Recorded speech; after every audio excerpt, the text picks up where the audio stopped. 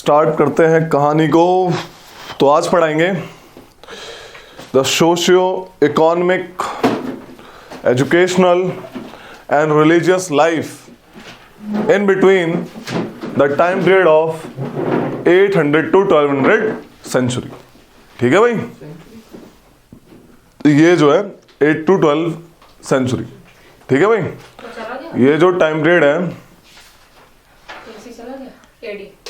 AD तो है, century चल रही है। This is all is AD now, you are like you are 2023 AD. Okay, so इसमें जो कहानी है, if we come for trade and commerce, first topic is, note down कर लो, हेडिंग डालो फटाक से ऊपर वाली, social economic religious education life 800 से 1200।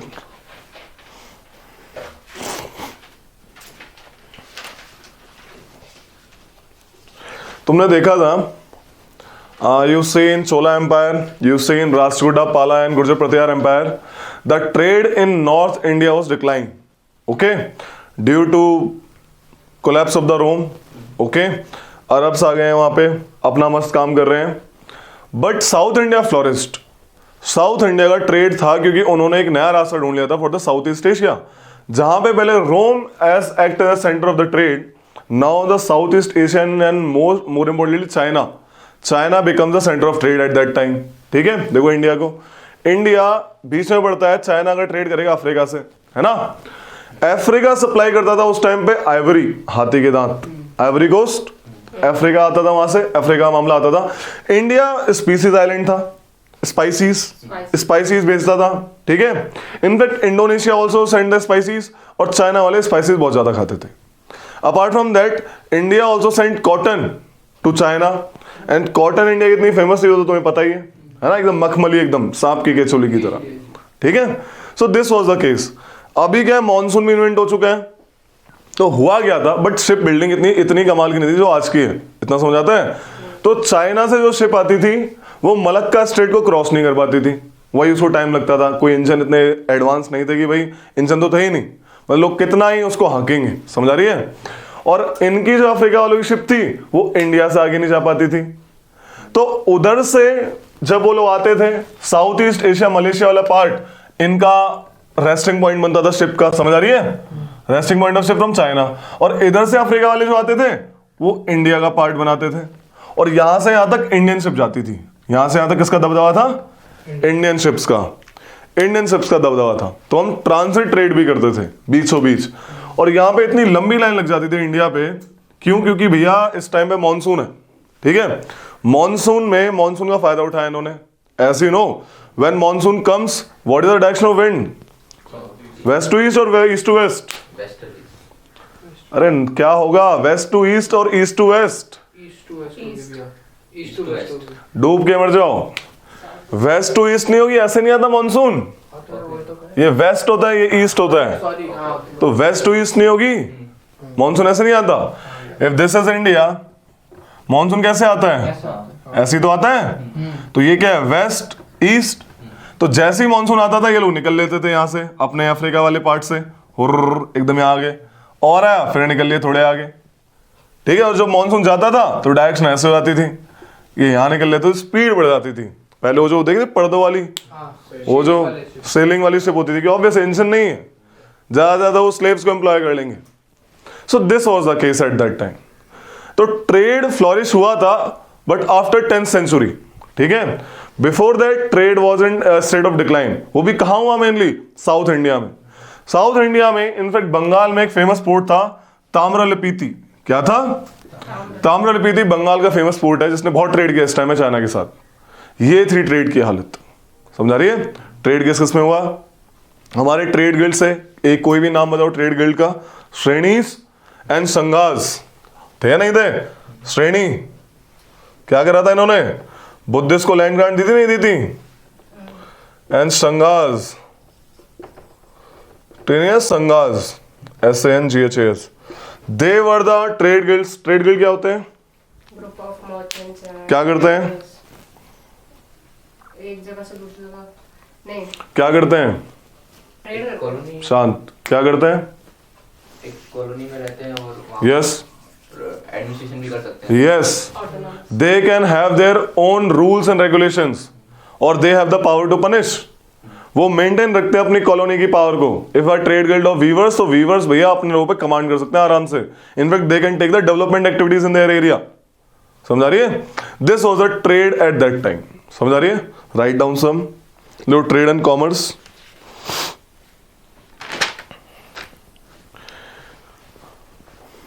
India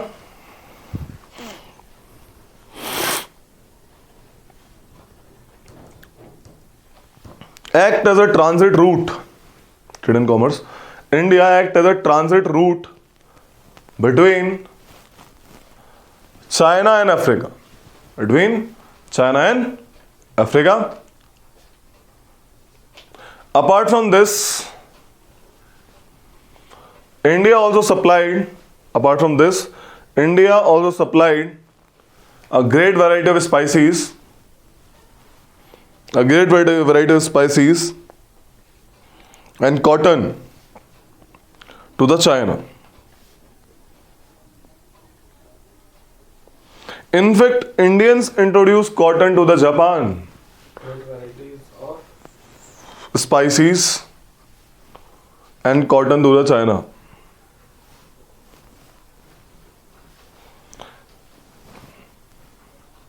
Indian introduced. In fact, Indians introduced cotton to the Japan. Cotton to the Japan. समझ आ रही है? Because of teak wood, which is helpful for shipbuilding industry. Because of teak wood, which is helpful for shipbuilding industry, is found in India and Burma area.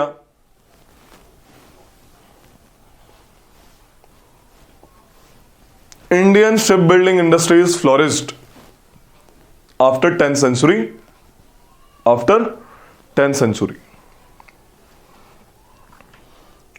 But उसके बाद क्या हुआ भाई? Building flourished. Shipbuilding flourished after 10th century. ठीक है? लेकिन उसके बाद क्या हुआ? वही जो होता है, जब चाइना को पता लगा हमारा गोल्ड इतना जा रहा है भैया, गोल्ड इतना जा रहा है, दे बैंड. ठीक है, they banned the trade with India. इतना ज्यादा गोल्ड हमने ले लिया उनका, gold and silver. Okay, so after 12th century फिर से डिक्लाइन हुआ ट्रेड. ओके, एक बुक है यहाँ पे, हरिसेना रोट बृहत कथा कोश. ठीक है. और बाद में एक और रीजन था इंडिया का डिक्लाइन होने का ट्रेड का. मैंने बताया था चाइनीज ने इन्वेंशन करी थी मरीनर्स कंपास की, रिमेंबर? तो चाइना की शिप बिल्डिंग फिर फ्लोरिश हो गई थी. लिख लो, with the advent of Chinese mariners compass, book का नाम बताने एक बार. Brihat Katha Kosha. With the advent of Chinese, with the advent of Chinese mariners compass, with the advent of Chinese mariners compass, okay, Chinese shipbuilding flourished. समझ आ गई? अगली quality क्या थी इस टाइम की? अगली क्वालिटी थी growth of feudalism in India. India में फ्यूडलिज्म इतना, what do you mean by feudalism? हाँ भाई, क्या नाम है इसका? Manish Yadav, tell me what is the meaning of feudalism? बताओ. लैंड ग्रांट्स टू ब्राह्मण्स या फिर पब्लिक ऑफिशियल्स या ब्राह्मण्स को लैंड ग्रांट करने से फ्यूडलिज्म होता है? Not exactly. उनको तो अगर पता लगा. What is exactly by you understand by feudalism? Divide कर देना पूरे लैंड को इन डिफरेंट पार्ट्स में. और वो मतलब किसी के अंडर में दे देना किसी को.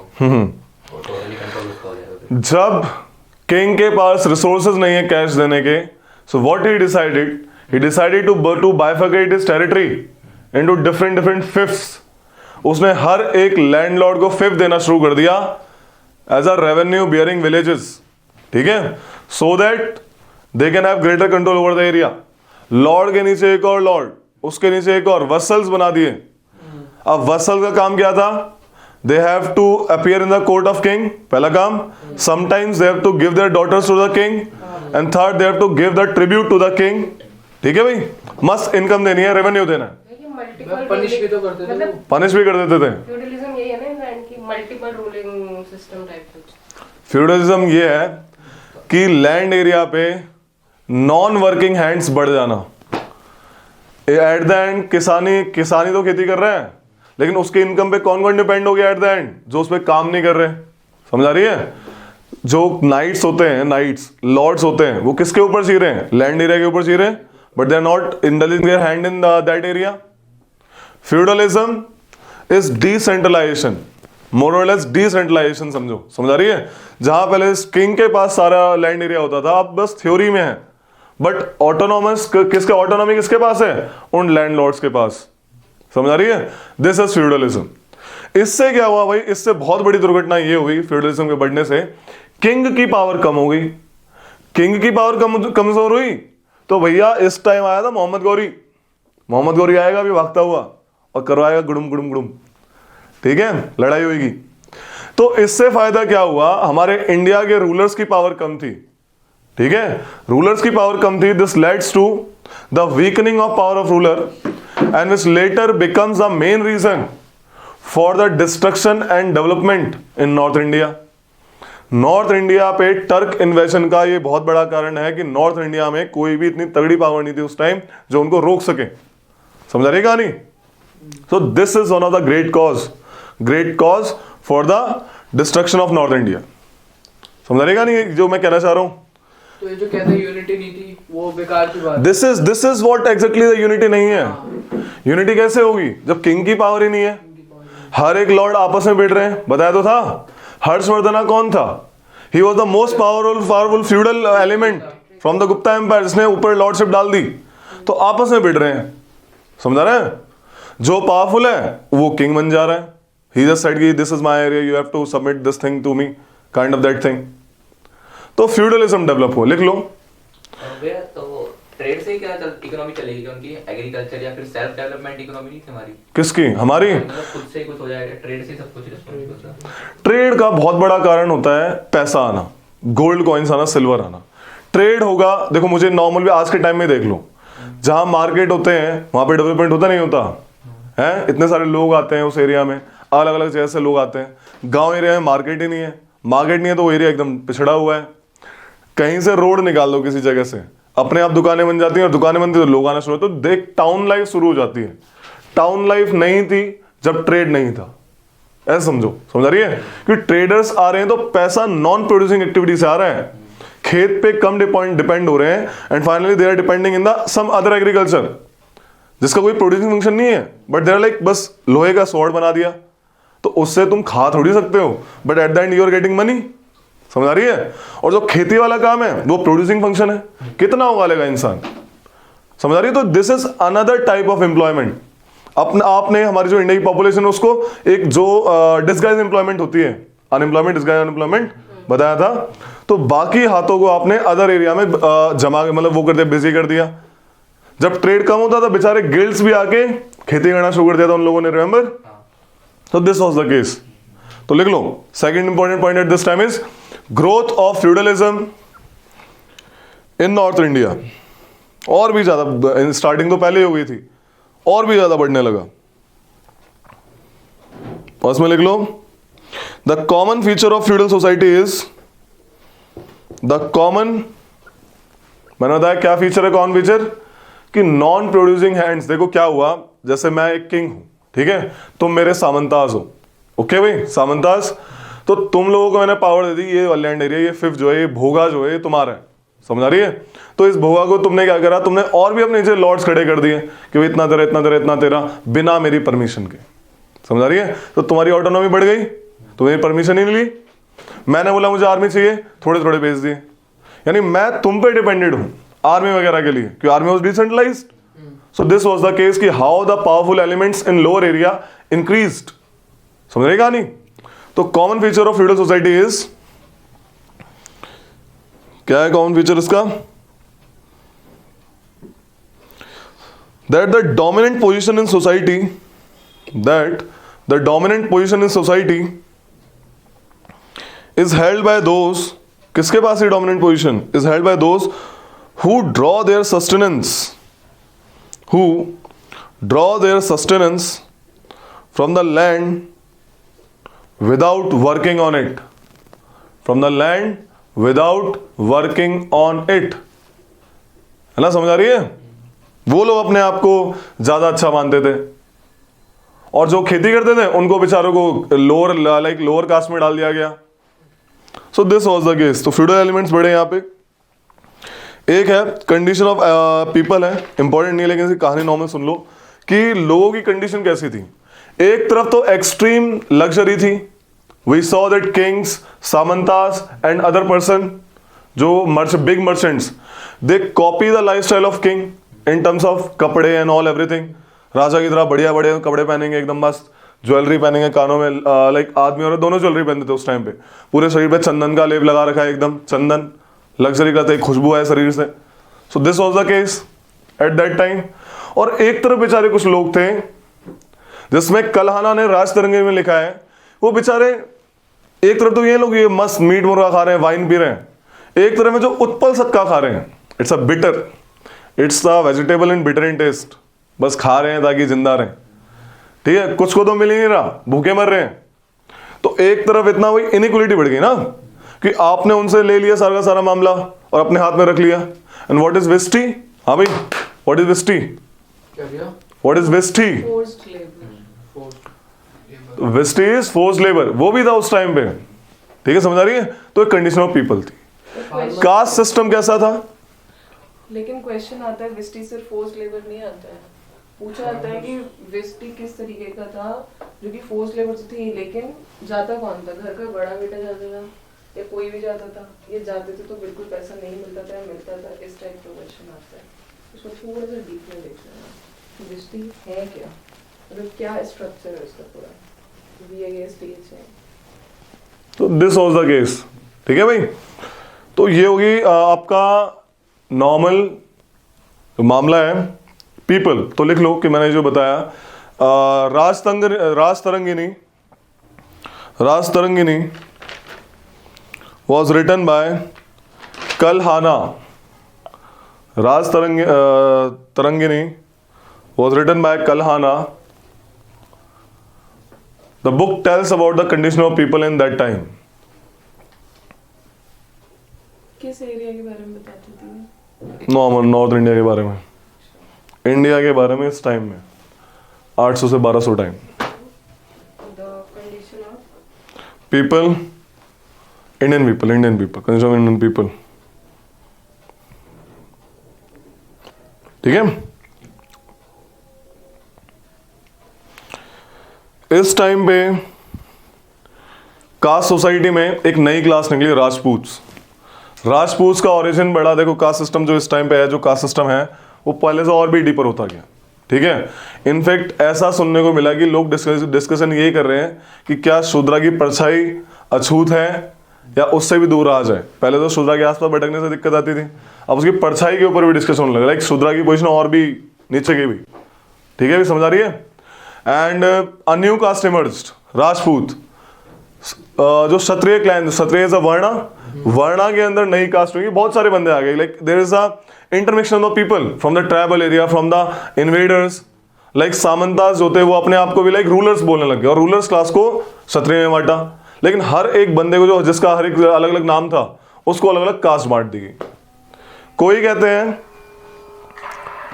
कहता है कि भाई जो राजपूत्स हैं, ठीक है, जो कोई कहता है राजपूत्स हैं वो आग से पैदा हुए हैं. They come out from the fire which was at Mount Abu. एक कहानी है. ठीक है.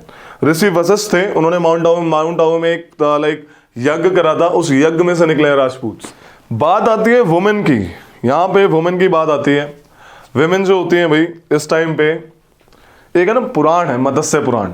मत्स्य पुराण हिंदुइज्म में एक पुराण, जैसे पुराण होता है पुराणों में लिखा हुआ है, तो एक मत्स्य पुराण है.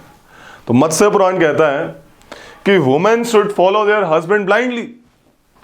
इतना ब्लाइंडली कि husband has a right to beat her wife in case she is indulge in other practices which is not like accepted by husband, लेकिन सर पे और छाती पे नहीं मारेगा, इतना प्रिविलेज है।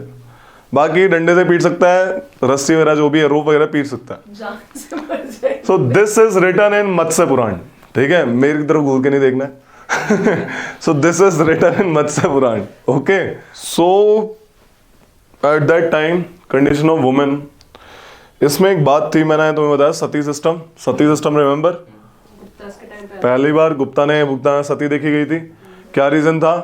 प्रॉपर्टी। फ्यूडल, है ना, प्रॉपर्टी बढ़ती गई, प्राइवेट प्रॉपर्टी बढ़ती गई, और अब एक बंदा 4 वाइफ रख रहा है, अब वो बूढ़ा इंसान है, मर गया, मरते के साथ ही क्या चाहते थे उसके घर वाले कि इसकी प्रॉपर्टी हमारे पास आ जाए, तो वुमेन को उन्होंने कंपेल किया कि भाई सती हो जाओ। तो इस टाइम पे सती और भी ज्यादा देखी गई, दबा गई एकदम सती, ठीक है, सती को प्रमोट किया गया इस टाइम पे।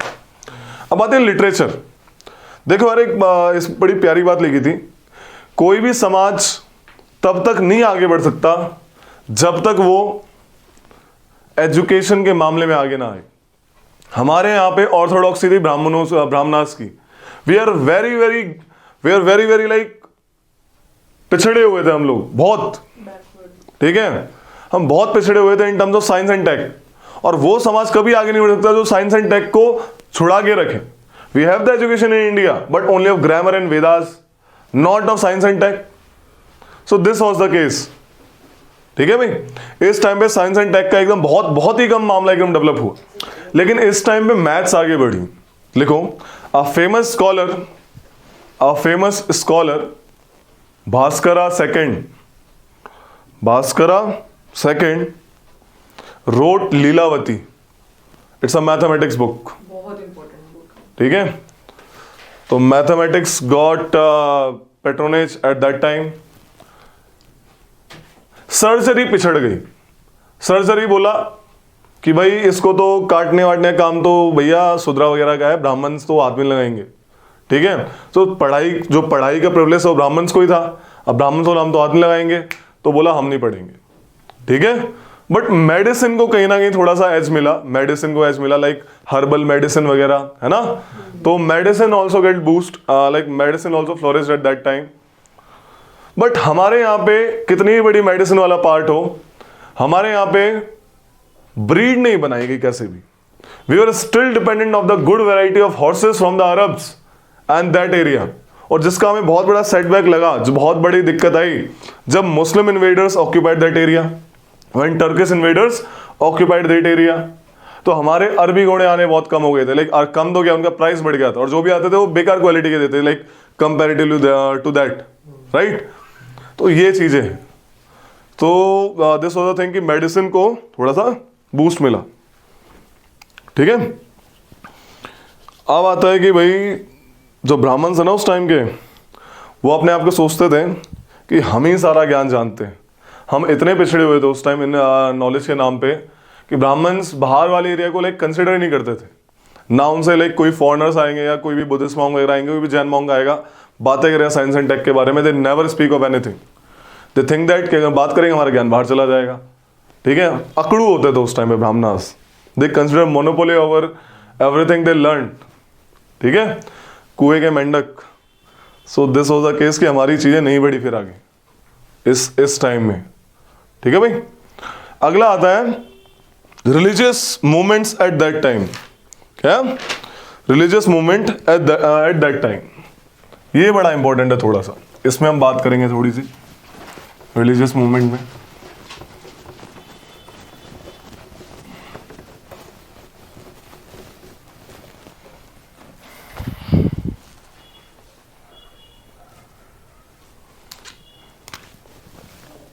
नॉर्थ इंडिया में क्या हुआ था रिलीजियस मूवमेंट के नाम पे, और साउथ इंडिया में क्या हुआ था।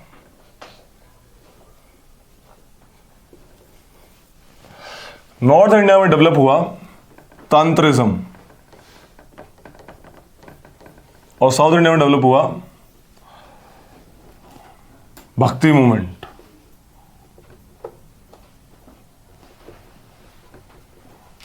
मेनली, और क्या हुआ, Lingayat system, Lingayat movement.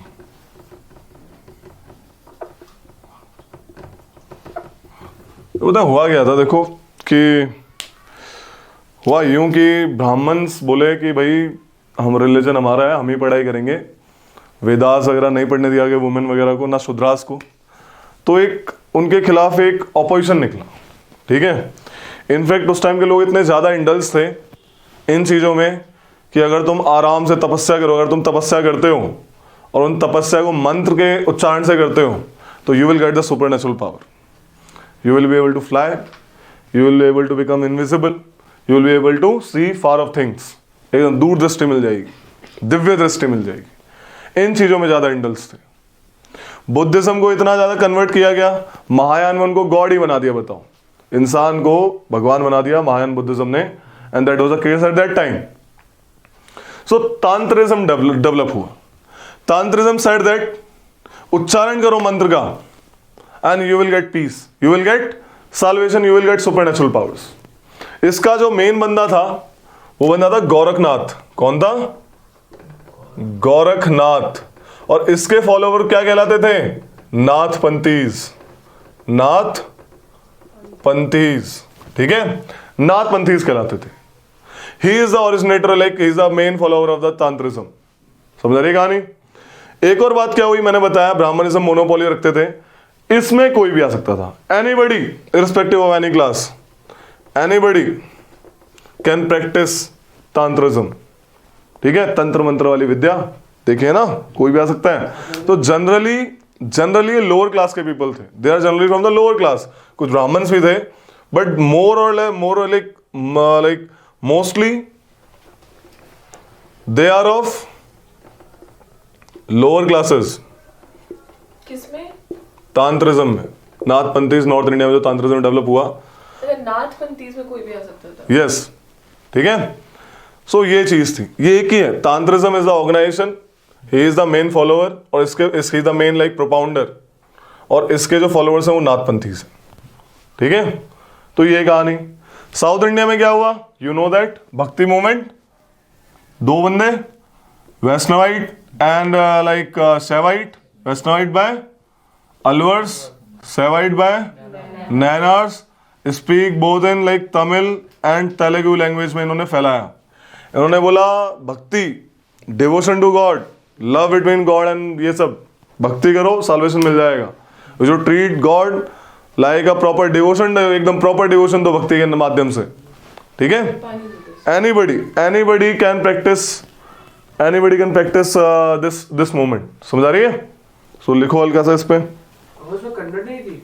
No, Tamil and Telugu, more like morally Tamil and Telugu, ठीक है। तो लिखना शुरू करो फटाक से तो हिस्ट्री कि कन्नड़ा होती नहीं है, पता है, जहाँ भी तुम पढ़ोगे ना, तेलुगु, तमिल, नहीं, कन्नड़ा भी है, कन्नड़ा भी है, कंपन में तेलुगु, तेलंगाना, तेलुगु आंध्र प्रदेश वगैरह, ठीक है। लिखो रिलीजियस मूवमेंट, लिखो रिलीजियस मूवमेंट लिखा, इसमें लिखो तांत्रिज्म was develop in north India. तांत्रिज्म was developed in north India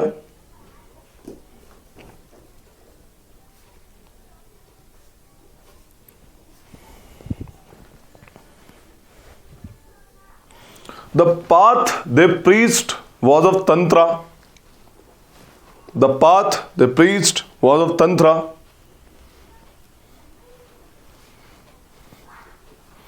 and was open to all, irrespective of any caste, ठीक है। The most famous yogi among them was Gorakhnath.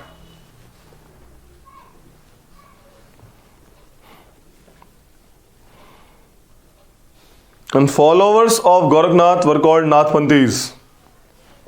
And followers of Gorakhnath was called Nathpanthis.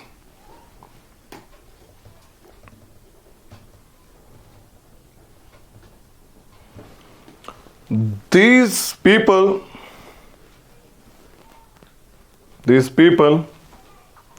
denounced the caste system. वही तो पानी P. These people denounce a caste system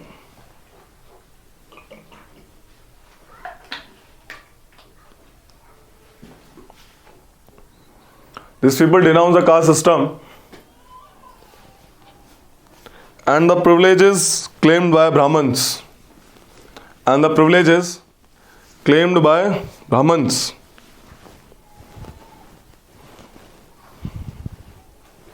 They preach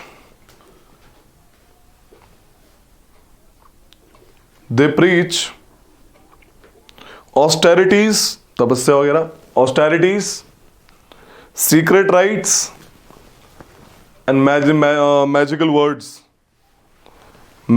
words to attain supernatural powers. Okay? Secret नहीं होगा, secret है क्या? Secret rite, छुपे, Right, छुपके, तंत्र मंत्र छुपके तो करेंगे, टोटका वोटका. ठीक है? As per what's to attain power. Attain supernatural powers. In South India,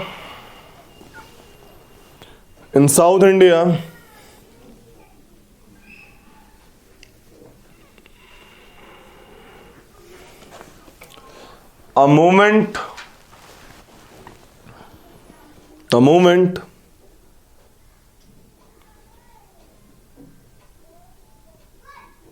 was developed called the Bhakti movement.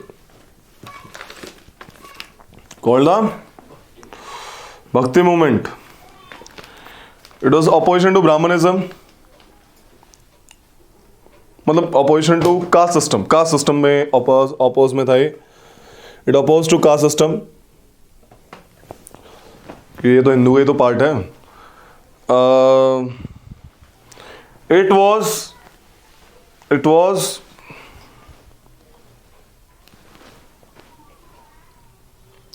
led by Nanars and Alvars.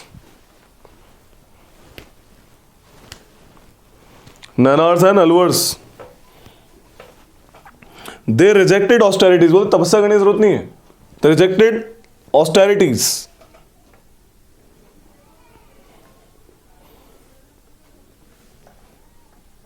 They consider worship as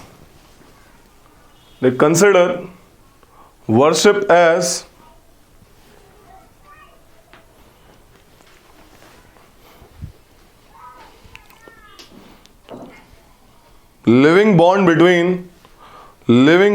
based on love between God and worshipper. Living bond based upon God and worshipper. They spoke and wrote both in Tamil and Telugu. Spoke and wrote. They spoke and wrote both in Tamil and Telugu.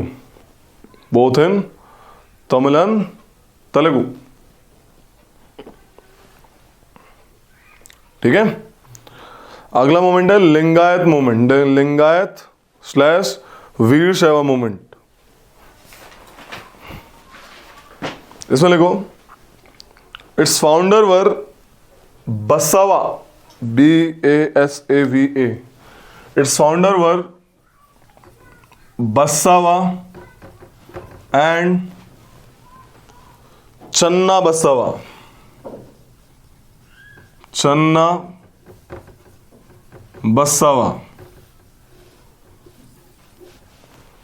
बसावा and चन्ना बसावा. इसका दूसरा नाम क्या था? वीर शैवा. शिवा के ये लोग फॉलोअर्स थे. वीर शैवा मूवमेंट. ठीक है.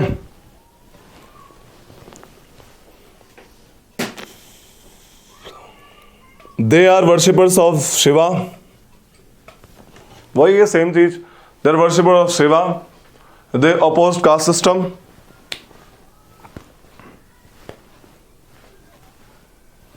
rejected fast,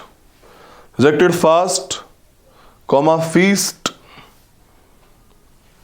pilgrimages, कोई जरूरत नहीं है दूर दूर जाने की. Comma pilgrimages and sacrifices, they rejected all. ठीक है, पिलग्रिमेजेस एंड सेक्रीफाइसेस. ठीक है, और क्या बोला उन्होंने? They rejected child marriage, they rejected child marriage and promote window remarriage. They rejected child marriage and promote window remarriage.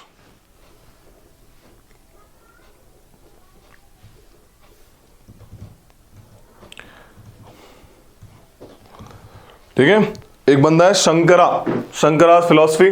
लिखो शंकरा, अगला हेडिंग डालो इसी में.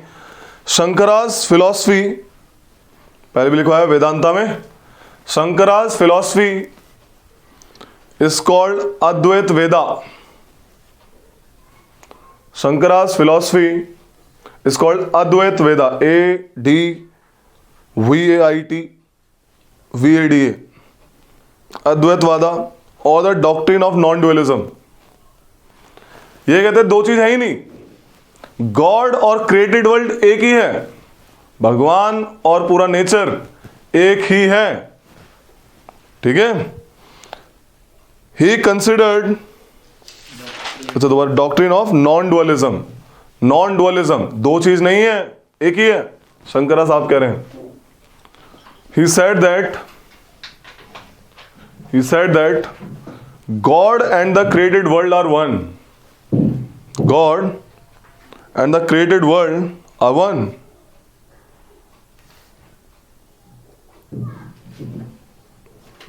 Salvation is achieved by devotion to God.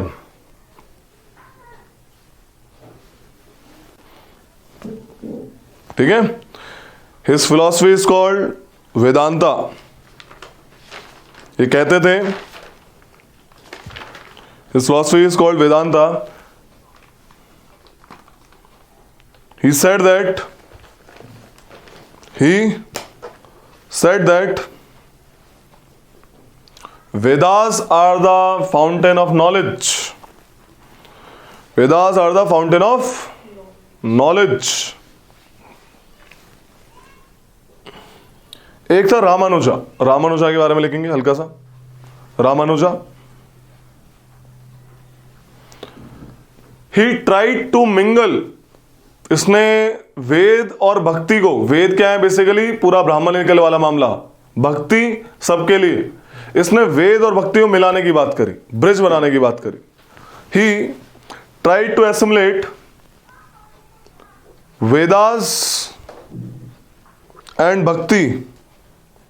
Grace of God as per him, equality है ना? नहीं, हो भी सकता है, इक्वालिटी है शायद. As per him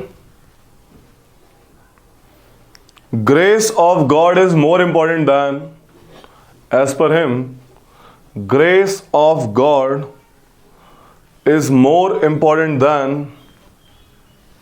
knowledge about him, is more important than knowledge about him in order to attain salvation. In order to attain salvation.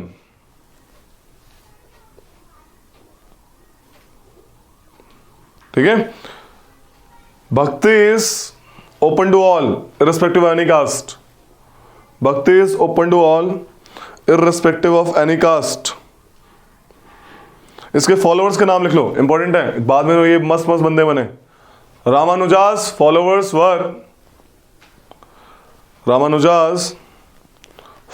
वर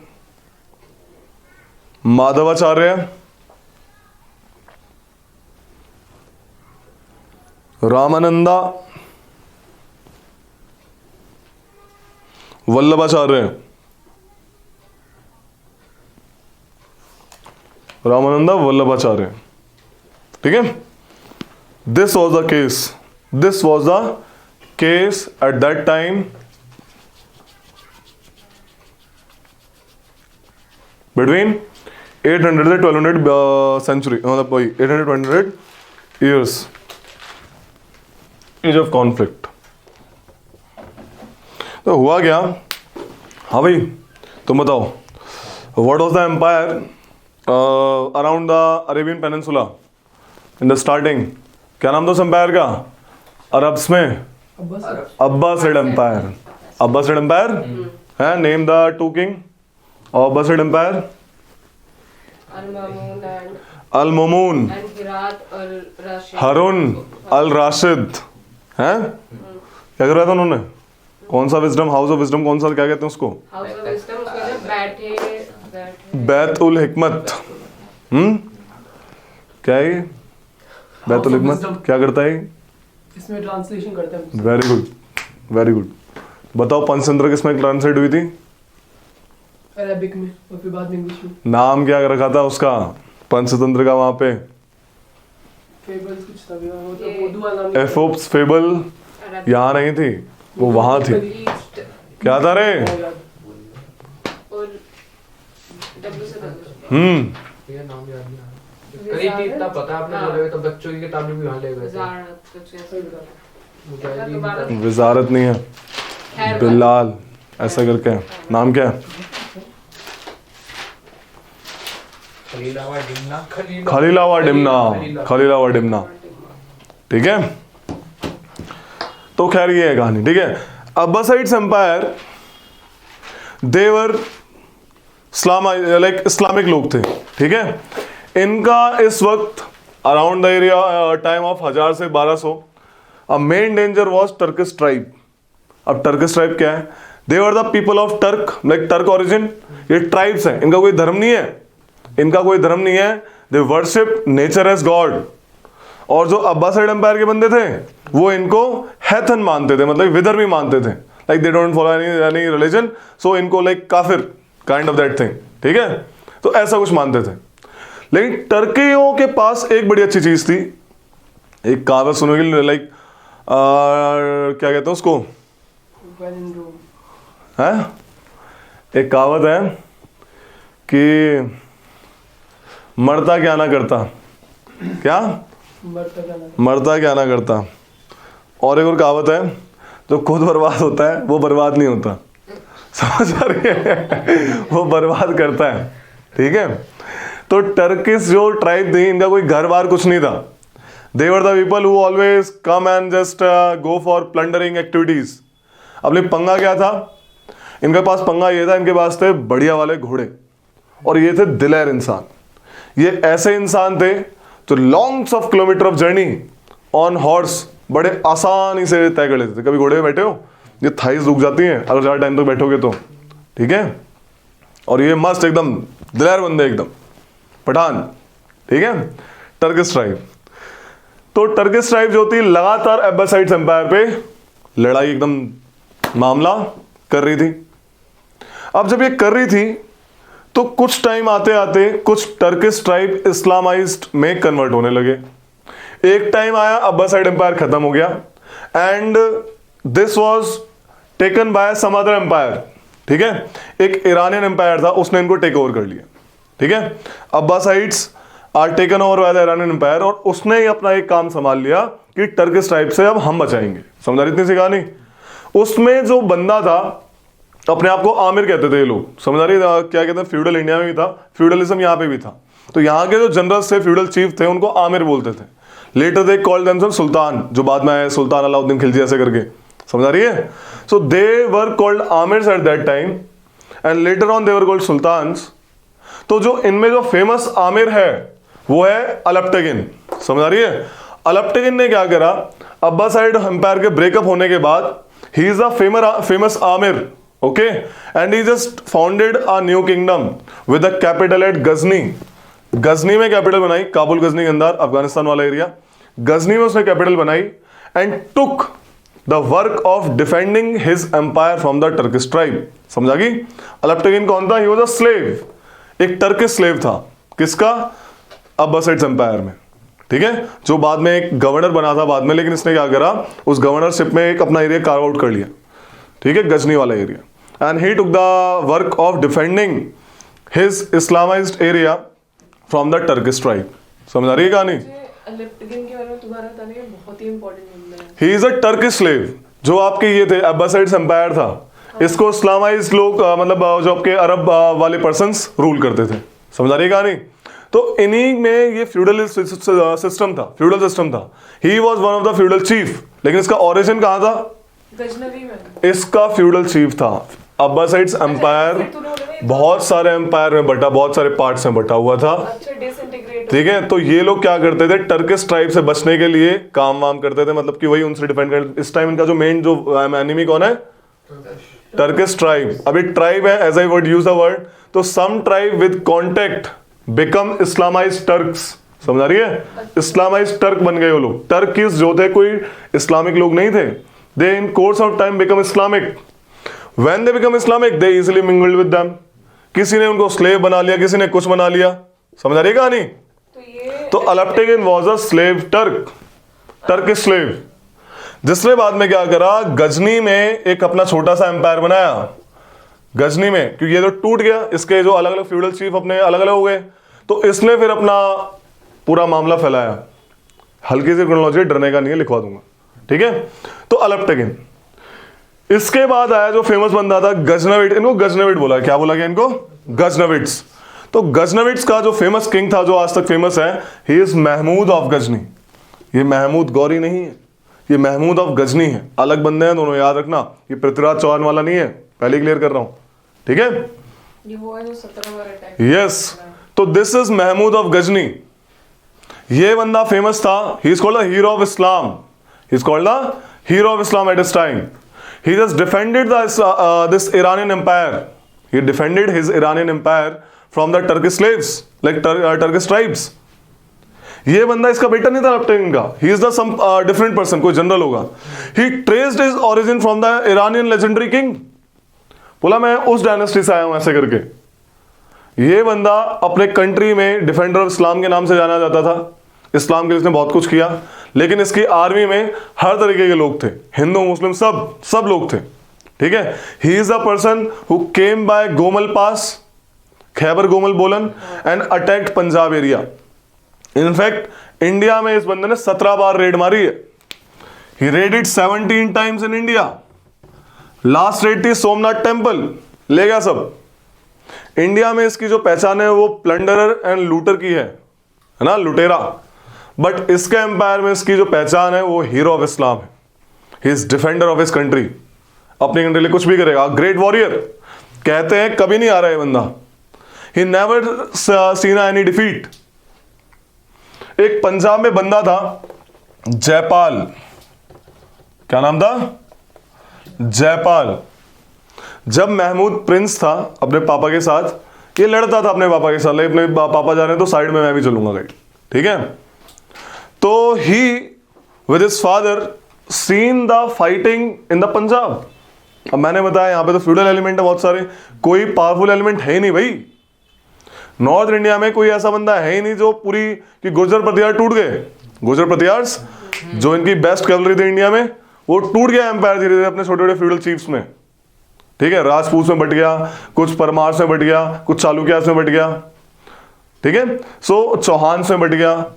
दिल्ली में तोमर्स थे, कन्नौज में गदावालास थे, गदावालास जिसका जयचंद पृथ्वीराज चौहान की वाइफ का पापा गजनी में थे.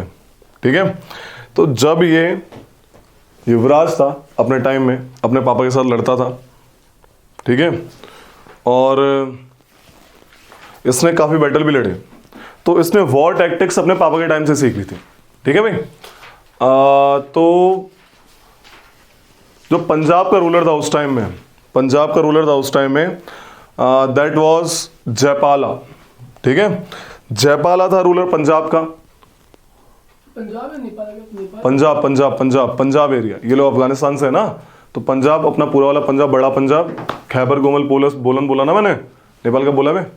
नेपाल का उस टाइम पे वीडियो देखना होगा. जयपाला, जो नेपाल से गया. जयपाला, जयपाला. ठीक है, जयपाला, कोई नहीं, जयपाला था. तो हुआ क्या, जयपाल को इसके फादर साहब ने पीट दिया और पंजाब पे अपना इन्फ्लुएंस बनाया. समझा गई? जब मोहम्मद ऑफ गजनी आया, महमूद गजनी आया, इसने जयपाल को पीटा तो अलग, पकड़ भी लिया. पकड़ के जेल में डाल दिया. जेल में डाला तो डाला, जेल से बाहर में निकाल दिया. अब ये थे रूलर ठहरे भाई, मूंछों पे ताव नहीं आया, तो इन्होंने कर ली सुसाइड की बेइज्जती हुई है। ये नहीं कि उल्टा अटैक करें, तो ये कमिटेड सुसाइड। इनका बेटा था आनंद पाला। क्या नाम था? आनंद पाला। आनंद पाला बोला मैं अपने पापा का बदला लूंगा। ठीक है भाई। आनंद पाला ने मस्त बहुत सारी आर्मी इकट्ठी करी। इनफैक्ट कुछ रूलर्स ऑफ लाइक मुल्तान के रूलर से, राजस्थान वगैरह से आपस में सारे राजाओं का एक प्रॉपर कॉन्फेडरेसी उठी और बोला लड़ने चलेंगे इससे महमूद ऑफ गजनी से। एक तरफ महमूद गजनी, एक तरफ आनंद पाला की पूरी battalion. They fought, but finally Mahmud of Ghazni won. उसके जो हॉर्स माउंटेड आर्चर्स थे बड़े खतरनाक थे, बड़े खतरनाक। समझ रही कहानी? So that battle name was battle of Waihind. Battle of Waihind, जो ये बैटल है जो हुआ था बिटवीन आनंद पाला एंड महमूद ऑफ गजनी। समझ आ रही है? Who won? महमूद कोई हारा ही नहीं कभी। समझी बात है? ठीक है भाई। So that was the case, that was the case.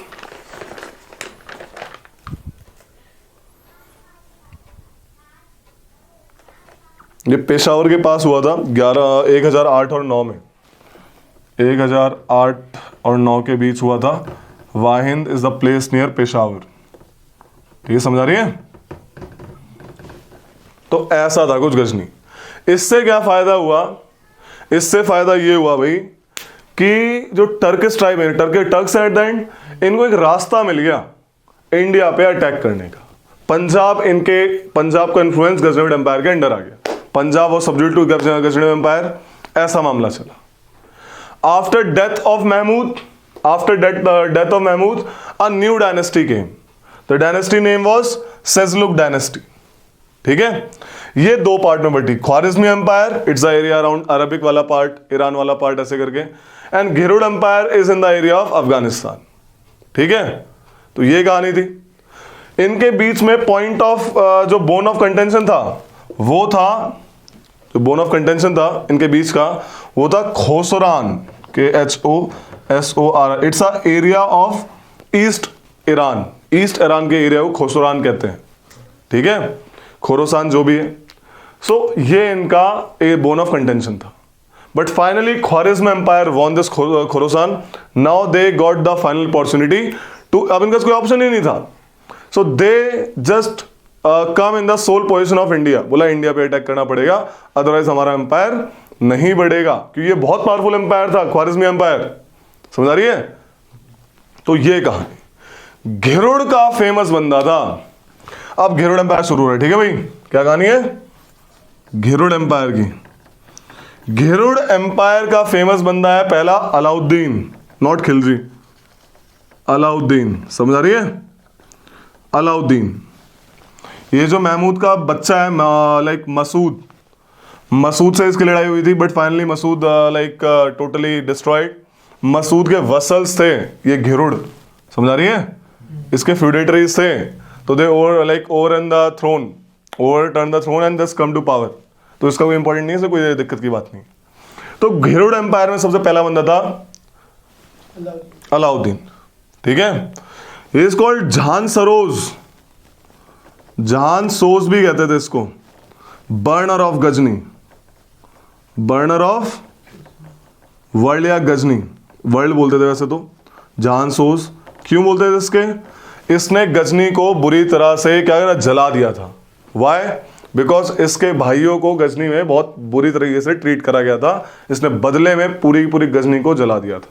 जहान सोज के नाम से बोला गया। इसी के लिनेज में था एक बंदा आया, फेमस बंदा, जो आज की कहानियों का सबसे बड़ा विलन है। वो है भैया महमूद ऑफ गौरी, महमूद ऑफ घूरी। ये बंदा था 1173 से इसका मामला शुरू हुआ था एंड 1206 तक चला था। ठीक है, this was the person Mahmud of Ghuri. बड़ा एम्बिशियस रूलर था यार, ये जो अपनी पृथ्वीराज चौहान वाले वही है। बड़ा एम्बिशियस रूलर। पंजाब मारा, पंजाब पकड़ लिया। पंजाब से बोला चलेंगे कहां पे? गुजरात की तरफ। सुना है सोमनाथ में बहुत सारी वेल्थ है। गुजरात में गया लड़ने के लिए। गुजरात का रूलर था भीमा सेकंड, भीम ही नाम है भाई। पीट दिया, मोहम्मद गौरी को पीट दिया। मोहम्मद गौरी वापस बोला गुजरात जाने से पहले थोड़ा पंजाब में होल्ड बनाते हैं, तो he captured Punjab and tried to expand his empire up to the Sutlej में दिल्ली वाला एरिया में उसने स्टार्ट करना शुरू किया। अब इसी टाइम पे दूसरी कहानी चल रही है पृथ्वीराज चौहान की। अजमेर के राजपूत का दोबारा यहां पे एंट्री होती है। राजपूत वर वॉरियर क्लास, जनरली अलग अलग टाइम के डिफरेंट राजपूत से। फॉर एग्जाम्पल अजमेर में चौहान, दिल्ली में तोमर, कन्नौज में गैदावालास, ठीक है, मालवा एरिया में परमार राजपूत, ये सब थे। तो अजमेर के राजपूत भी बड़े फेमस थे, जैसे पृथ्वीराज चौहान एक बहुत बड़ा रोल प्ले करके गया। At the age of 14 years he took the throne and started to expand his empire। उसने अपना एम्पायर बढ़ाना शुरू किया, समझ आई? पृथ्वीराज चौहान ने इसने क्या किया, माहोबा, बैटल ऑफ माहोबा करा। पहले क्या करा? Battle of Mahoba. ये बड़ा फेमस बैटल है, बुंदेलखंड वाला एरिया। इसमें दो बड़े वॉरियर्स बुंदेलखंड की नाम हिस्ट्री में बहुत बड़े फेमस है, आला and Udal, died fighting eight this time. आला एंड उदल, कुछ कहानियां कहती है उदल मरा था, आला नहीं मरा था। आला आज भी अपने भाई की कब्र पे जो भी है, आज भी घोड़ा लेके आता है किसी पूर्णिमा की रात को। ऐसा ही लेजेंड बने हुए हैं, ठीक है। और कहते हैं आला इतना पावरफुल था कि बाद में उसने पृथ्वीराज चौहान को मारने की प्लानिंग बना ली थी प्रॉपर, बट समटाइम्स कि भाई क्या कहते हैं उसको, बट उसके ऋषि ने आके रोक लिया कि नहीं ये गलत बात है, क्षत्रिय धर्म ये नहीं कहता, बता जैसे फलाना निकला। ये सब ये लेजेंड्स है। माहोबा किसके बीच में हुआ? Chandela rulers and Chauhan rulers, ठीक है। तो ये चीज थी। अब पृथ्वीराज चौहान भी एम्बिशियस, 14 साल की उम्र में भाई साहब ने दिल्ली फतेह कर ली। He just go to Delhi, over the Tomar, he took Delhi, Kannauj तक गया, गैदावालास को पीट के आया, लेकिन वापस आ गया। कहते हैं वो जो तुमने सुनी हुई है पृथ्वीराज रासों में जो संयोगिता है, it is the daughter of, she is the daughter of Kannauj Jaichand, इसलिए उनके पीछे राइवलरी रहती थी, ऐसा कहानियों में, बट ऐसा नहीं है। Main bone of contention was वही एक्सपेंशनिस्ट पॉलिसी, हर कोई बढ़ाना चाहता था। वही राजपूत रूलर अच्छा कहलाता था जो अपनी टेरिटरी बढ़ाए, दशहरा के बाद जंग लड़ने जाए। हर बार दशहरा जब भी आएगा वो लड़ने जाएंगे। They treat war as a sport. Rajput kingdom treat war as a sport, लगे बड़े हैं, ठीक है भाई। तो ये कहानी है। सबसे बड़ी बात राजपूत किंगडम की, ब्रदरहुड बड़ा फेमस था। ये पॉजिटिव रोल है राजपूत डायनेस्टी का, their brotherhood is very famous. लेकिन इसका नेगेटिव पार्ट क्या है? एक भाई की लड़ाई होगी तो पुश्तों से सेम लड़ाई चल रही है, उससे हमारी दुश्मनी है, उस डायनेस्टी की दुश्मनी है काइंड ऑफ। और डिस्क्रिमिनेशन तो वो अलग, कि जो राजपूत नहीं होते थे उनसे वो अलग बसते थे, वो लोग उनको छोटा मानते थे। तो ये सिस्टम था, ठीक है, राजपूतों का। अब पृथ्वीराज चौहान भी गया गुजरात को कैप्चर करने के लिए, बोला ट्रेड बढ़ेगा, गुजरात को अटैक करेंगे। वाई गुजरात? अरे प्रॉस्परस है, ट्रेड की वजह से पोर्ट चाहिए। पृथ्वीराज चौहान गया, उस पर भी डंडा बजा दिया भीमा सेकंड ने, तड़ातड़। भीमा टू बहुत फेमस आदमी। भीमा टू वापस उसको वापस गुजरात उसके कब्जे में, कैप्चर कर रहा था। पृथ्वीराज चौहान बैक। वो बढ़िया बंदा है, डिफेंसिव पॉलिसी। अपने एरिया में हराना किसी को भी मुश्किल होता है, याद रखना। जहाँ पे बिजनेस होता है ना, वो लड़ाई में कम नहीं होता है। वो तो ऑब्वियस है, उसके पास तो था बिजनेस, मस्त वाला ट्रेड हो रहा था उसके साथ, ठीक है भाई। ये कहानी में समझ आ रही है। अब उसको भी हरा दिया भीमा सेकंड ने, इसको भी हरा दिया। अब दोनों के दोनों ये चाह रहा है मैं ऊपर ऊपर बढ़ाता हूं, पंजाब से फाइनली हटा ही देता हूं इन लोगों को, समझ आ रही है। तो महमूद ऑफ गौरी और इसका भिड़ना एकदम इनोवेटिबल था, मिलना ही था, भिड़ना ही था इन लोगों को, समझ आ रही है कहानी। क्यों? बिकॉज वो इधर आना चाहता था, ये अब ऊपर अपना एम्पायर फैला रहा था, कि दोनों वहां से पिट के आ गए थे। इतना गंदा पीटा हुआ बताओ। कहते हैं महमूद ऑफ गौरी वो बस मरते मरते बचा था मुश्किल से, इतना मार दिया था, मैं पसीने निकाल दिया मार मार के, ठीक है। भीमा सेकंड दोनों को मारा उन्होंने। हाँ, दोनों को। सो दिस वाज द केस। अब इनकी भिड़न शुरू हुई। अब बोन ऑफ कंटेंशन भी चाहिए। बोन ऑफ कंटेंशन शुरू हुआ भटिंडा वाला एरिया, उस टाइम को कहते थे तबरिंडा। क्या कहते थे? तबरिंडा, भटिंडा, ओके। तबरिंडा,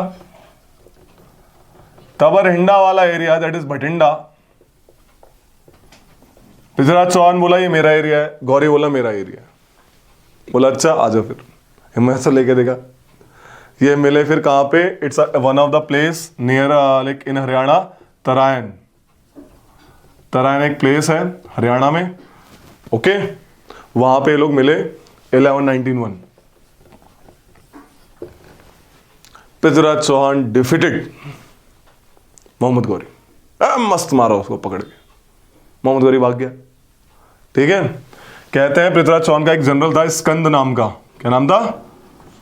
ये बंदा जो जनरल था इसने बहुत बड़ा अच्छा रोल प्ले किया था, ये स्कंद साहब, like victory deserve to him. Skand जिसने लीड करी थी आर्मी, समझ आ रही है? तो भाई अब मोहम्मद गौरी ऊपर चला गया, पंजाब में वापस भाग गया, बोला हरियाणा तेरा, सब कुछ तेरा, चला गया। अब इस टाइम पे क्या है, as I told you, Mohammad Ghori, ये जो महमूद ऑफ गजनी, तो कब का मर गया, रिमेंबर? इसके बाद से ये जो एम्पायर टूट गया था, छोटा छोटा हो गया था। इस टाइम छोटी मोटी रेड ऑलरेडी होती रहती थी, छोटी छोटी रेड होती रहती थी। तो पृथ्वीराज चौहान को लगा कि छोटी मोटी रेड ही होगी ये, उसको ये नहीं पता था कि इनका ऑप्शन ही नहीं है यहां से। ही थॉट कि छोटी मोटी रेड होगी, पंजाब तक पहुंचाते निकल जाएगा वो। लेकिन इस बीच क्या हुआ, मोहम्मद गौरी को मिल गया टाइम अपनी सेना प्रॉपर तरीके से क्या करने का, रिकवर करने का। उसने सेना बढ़ाई। अगले ही साल 1192 दोबारा से सेकंड बैटल ऑफ तराइन हुआ। ये था फर्स्ट बैटल, अब सेकंड बैटल ऑफ तराइन हुआ 1192 में, समझ आ रही है? Mohammad Ghori defeated Prithviraj Chauhan with very good ease, although army of Prithviraj Chauhan was in greater number but he got defeated. कहते हैं स्कंद नहीं था उस टाइम, स्कंद कहीं और बिजी था। स्कंद होता तो शायद रिजल्ट कुछ और होता। समझ आ रही है कहानी? किसका जनरल था इसका? पृथ्वीराज चौहान का। तो ऐसे this is one of the most important battle in history of India. The Turkish soldiers ruled overruled Delhi, they captured Delhi. बहुत बड़ा फेमस बैटल है ये नींव रखने वाला बैटल है, ये बेस रखने वाला बैटल है टर्किश सोल्जर्स का, टर्किश रूलर्स का। आ गया भाई, यहां पे कौन आ गया? कौन आ गया भाई? मोहम्मद गौरी आ गया। आया, इसने माहोबा लिया, इधर उधर सब फैल गया। ठीक है, मोहम्मद गौरी आ गया भाई, समझ आ रही इतनी सी बात। वापस गया 1194 में, फिर से लौट के आया। वापस कहां गया? घोर में, अफगानिस्तान चला गया था बीच में घूमने के लिए। दोबारा आया 1194 में। In next battle of Chandawar, battle of Chandawar, CHANDAWAR, जो कन्नौज का राजा था जयचंद, उसको हराया। कहते हैं जयचंद हरा देता मोहम्मद गौरी को, वो तो पता नहीं कहां से कोई एक एरो आया और जयचंद को मार गया। कन्नौज उसके कंट्रोल में आ गया। कन्नौज फेमस था नॉर्थ इंडिया के लिए।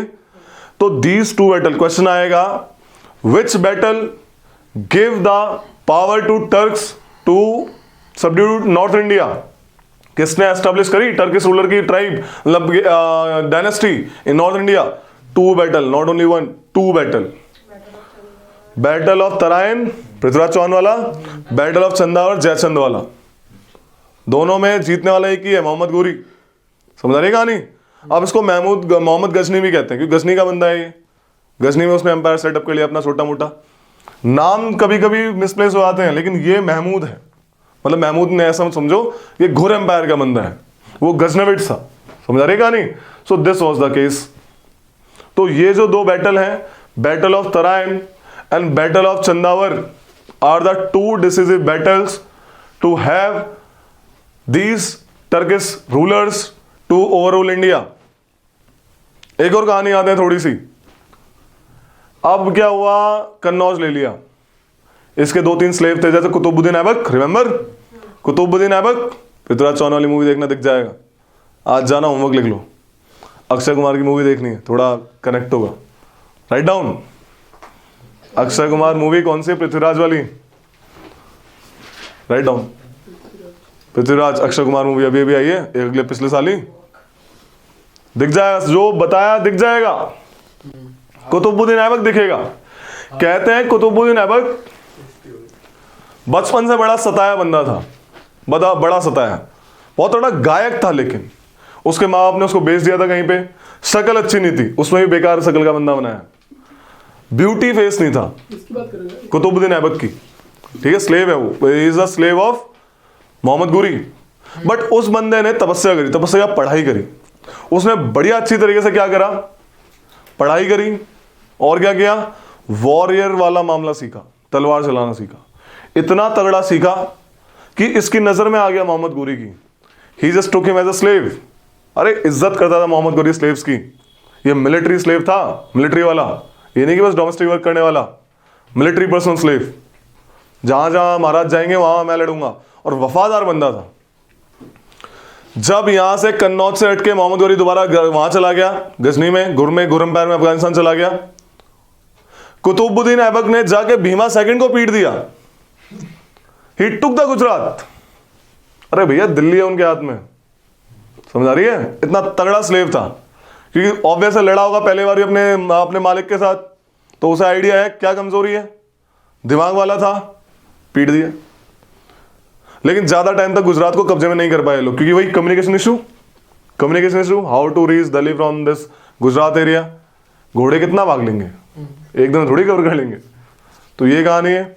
तो उन्होंने गुजरात कैप्चर किया था, but they were not able to establish their kingdom in Gujarat for long time. पहली चीज, एक बंदा था बख्तियार खिलजी। क्या नाम है? बख्तियार खिलजी का भी नाम बड़ा इंपॉर्टेंट है। क्या नाम है? बिहार को जिलाया था इसने। बख्तियार खिलजी, बख्तियार खिलजी। जब कन्नौज कैप्चर कर लिया, पाला जो थे नॉर्थ इंडिया में, पालास, रिमेंबर? कन्नौज वाले बंदे ने पालास को पहले ही, जो जयचंद था उसने क्या करा था, पालास को पहले ही बंगाल में सीमित कर दिया था। बंगाल में पालास के बाद सेनाज आ गए थे, सेना, SENA। बंगाल में डायनेस्टी कौन सी चेंज हुई पाला के बाद? पाला रूलर्स के बाद आ गए थे सेना रूलर्स, SENA। जैसे लक्ष्मण सेना फेमस वॉरियर था इनका, लक्ष्मण सेना वॉज फेमस वॉरियर। समझ रही कहानी? कहते हैं लक्ष्मण सेना ने जयचंद ऑफ कन्नौज को हराया हुआ था, बहुत तगड़ा वॉरियर था वो, तगड़ा एकदम गजब का।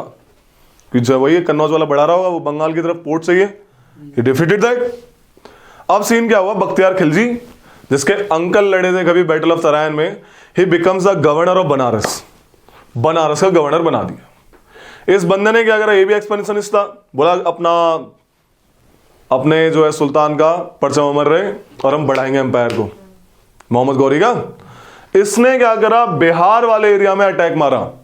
Nalanda university, Nalanda university built by one. Vikramshila university, Vikramshila university, Dharmapala, दोनों यूनिवर्सिटी तोड़ फोड़ कर डाली। पकड़े मॉन्क्स को काटना शुरू किया। आ जाओ इधर, यही था destroyer of the universities in Bihar. दबा के एकदम काट पीट मचानी शुरू करी, पूरा बिहार है ऐसी तैसी में। अब चला दी थी पूरे बोला इस्लाम धर्म आएगा यहाँ पे, मस्त तरीके प्रॉपर एकदम भाग रहे मॉन्क, ठीक है। लपेट दिया भाई साहब।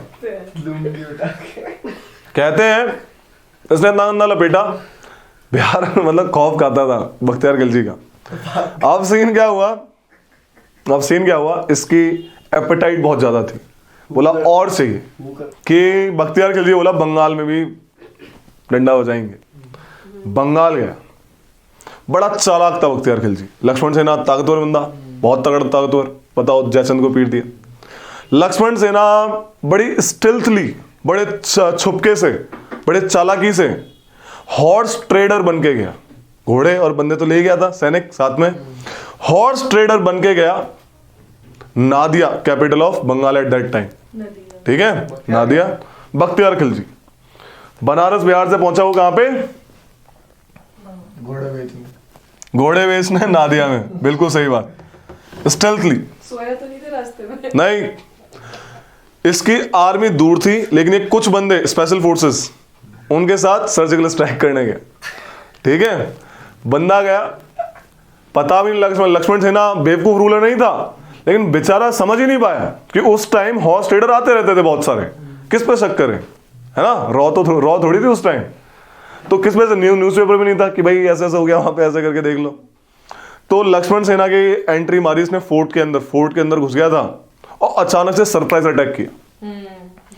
लक्ष्मण सेना सोचा कि भाई आर्मी आ गई बख्तियार खिलजी की, और लक्ष्मण सेना ने बिना अपोज किए भाग गया बेचारा वो। ही जस्ट, और इसे कुछ बंदों ने पूरा एरिया, इतना बड़ा एरिया कैप्चर कर डाला। चालाकी, दिमाग भी बहुत बड़ी चीज होती है। इस निकम्मे इंसान ने क्या करा, बख्तियार खिलजी ने उसकी वाइफ और बच्चे सबको कैप्चर किया। ठीक है, लुक का तो था ही। तो ये चीज है। और प्रॉपर इसकी फिर आर्मी आ गई, कैप्चर्ड बंगाल प्रॉपरली। लक्ष्मण सेना लाइक मेड द सोनार गांव, इट्स अ नया नाम है। जनरल होता था वो क्या, वो भी भाग जाता नीचे था सोनार गांव, SONARGOAN, ये अलग सिटी है, वहां पे आके छुप गया। वहां से उसने रूल करना शुरू किया। इसको देखा कि भाई नादिया में रहना दिक्कत है, ये लखनौती चला गया। इसने नादिया से हटा, वापस ऊपर आया। Lakhnauti is a place in Bengal, वहां से इसने बंगाल को रूल करना शुरू किया। ऐसे बख्तियार खिलजी का परचम यहाँ पे फैला। बख्तियार खिलजी अभी भी नहीं रुका, बोला भैया आसाम भी लेंगे, पूरा भारत, ईस्ट भारत हम लेंगे। यहाँ पे बड़ी गलती कर बैठा। वो सेना का वहीं पे वो चल रहा है, रूल चल रहा है। नहीं, मारा नहीं, पकड़ा ही नहीं गया ना वो। तो 20 बच्चे पकड़ लिए उसके, पूरा एरिया कैप्चर कर लिया। किधर है वो, वहाँ पे सोनार गांव में नीचे रूल कर रहा है, वेट कर रहा है सही टाइम का। अच्छा। ठीक है, अब बख्तियार खिलजी बोला कि भाई आसाम भी चाहिए। कामरूप रूलर्स, कामरूप, वहां पे इस टाइम माघ रूलर्स थे। आसामी बड़े चालाक, बोला अच्छा दिल्ली से आया, बोला हाँ दिल्ली से आया, आने दो। ब्रह्मपुत्र देखी, पहली बार डर गया बख्तियार, अरे ये नदी नहीं, ये तो नाला है इतना बड़ा समंदर। ठीक है, पार करी उसने ऐसे कैसे करके।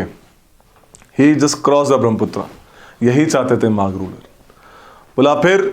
बोला और अंदर आन दो, पहाड़ों में चढ़ गए, ये और अंदर गए। इनको बंदे ही नहीं मिले, बताओ। बोला कैप्चर किसको करे, बंदे ही नहीं है।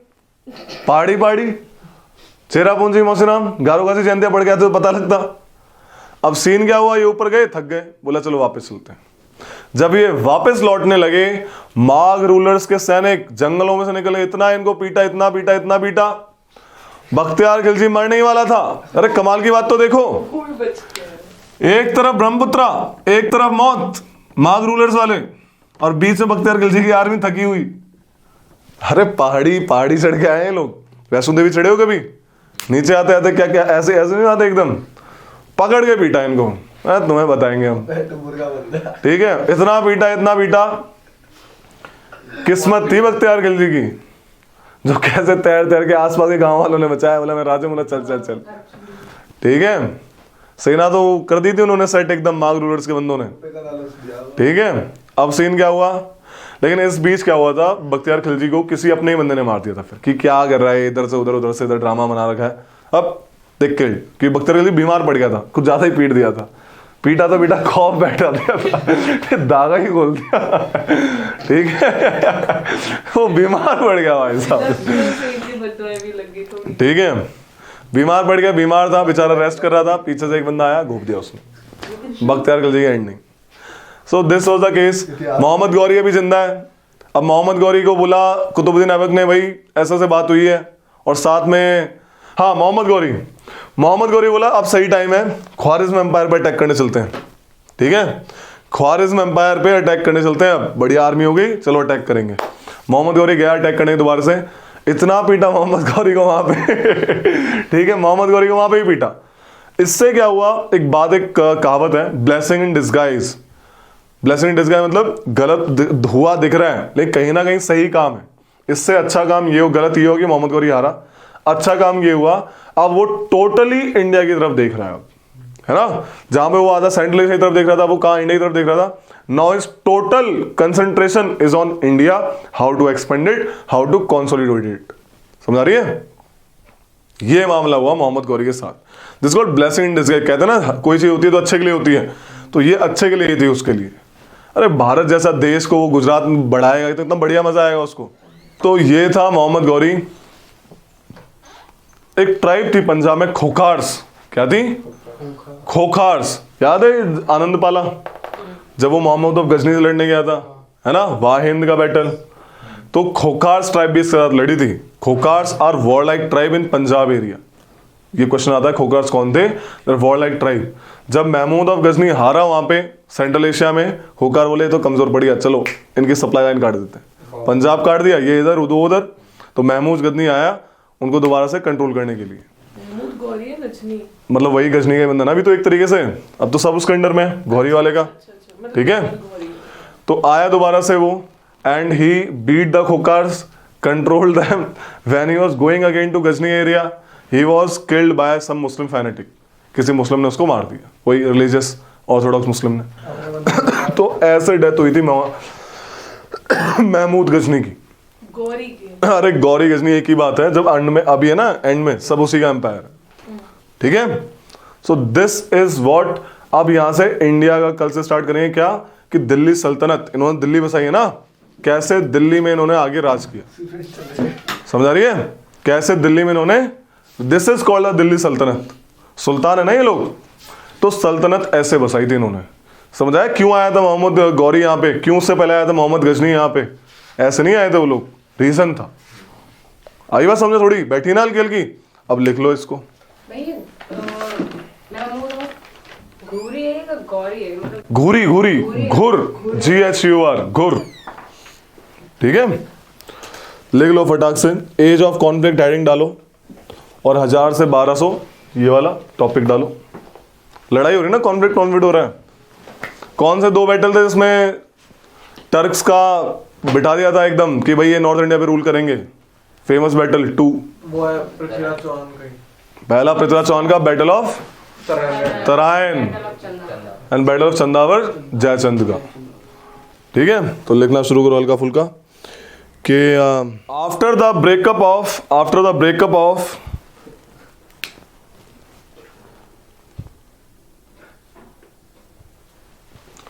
Abbasides Empire,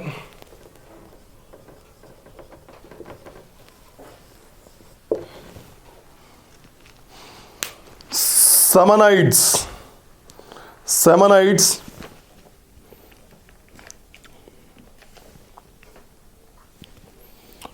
took the work of defending their empire from the Turkey tribesmen, सुन रही है?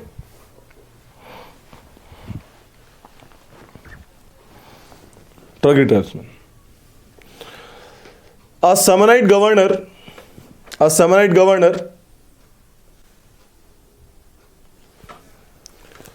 has a Turkish slave, मतलब like has नहीं, ये खुद ही था governor. A Samanide governor who is the Turkish slave called Alaptagin,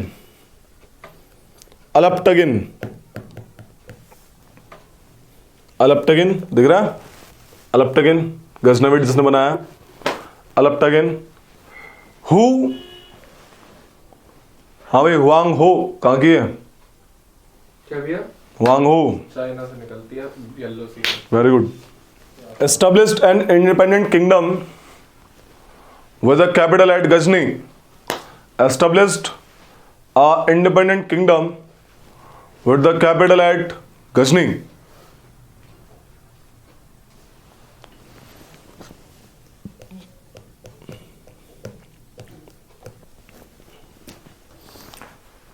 They took the work of defending their empire from Turkish warlike tribe.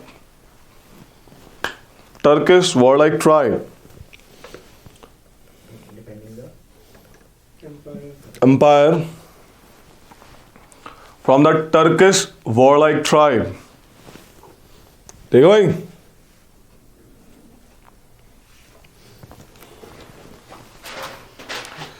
A famous ruler among them are Mahmud of Ghazni. कौन है भाई? इसकी date लिख लो, 1998 से 1030। 1998 से 1030। He is called the hero of Islam. इस्लाम को बचाया। और इसी टाइम में ईरान में रेनेसांस आया। रेनेसांस आया मतलब नव जागरण आया। ईरान की लैंग्वेज पर्शियन, उसको इसने पॉपुलराइज करा। ठीक है, क्या renaissance. Renaissance. At this time there was renaissance in Iranian literature and Persian language. Iranian literature and Persian language.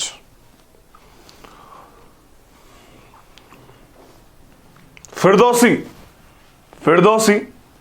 wrote Shahnama at this time in Persian. Firdausi wrote Shahnama. लिखो ना बे। At this time in Persian.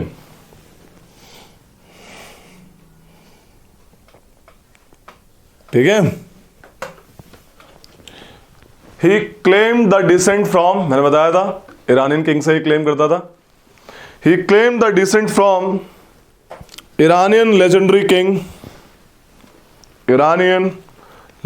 king Afar Sayyab. He made 17 raids to India.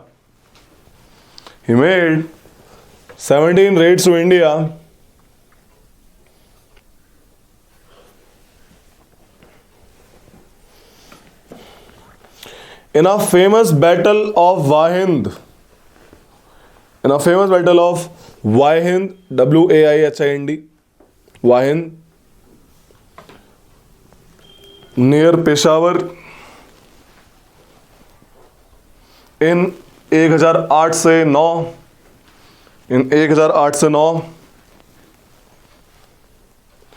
Mahmud defeated combined army of Anandpala. A Hindu Shahi ruler.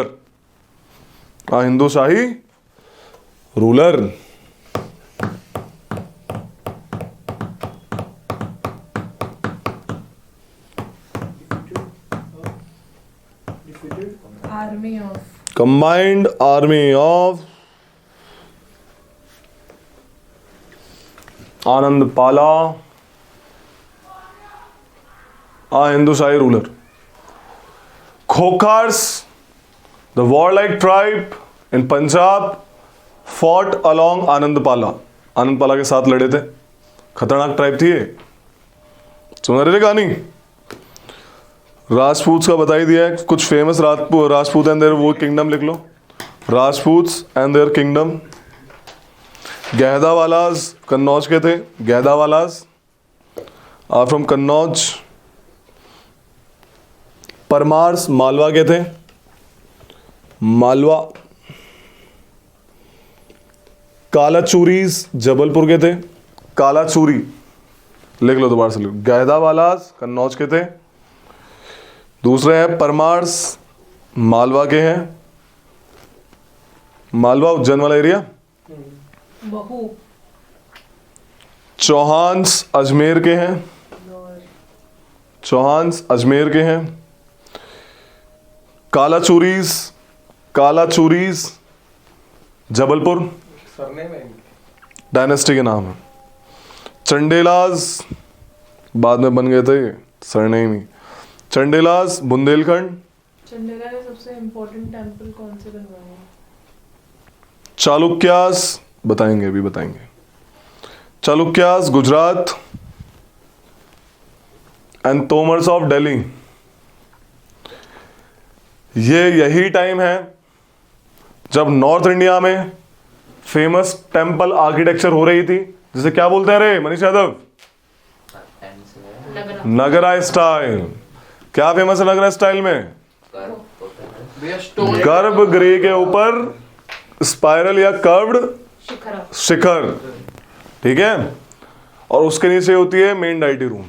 समझ रही है? तो इसका exam लिखो। Eight this time, ये तो लिखवाई दिया ना नगरा का, बस नॉर्मल लिख लो इसके। एट दिस टाइम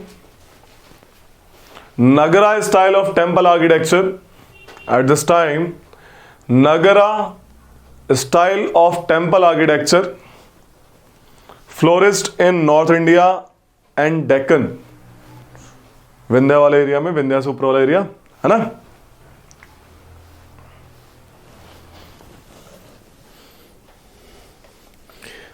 एग्जाम्पल लिख लो इनके भाई.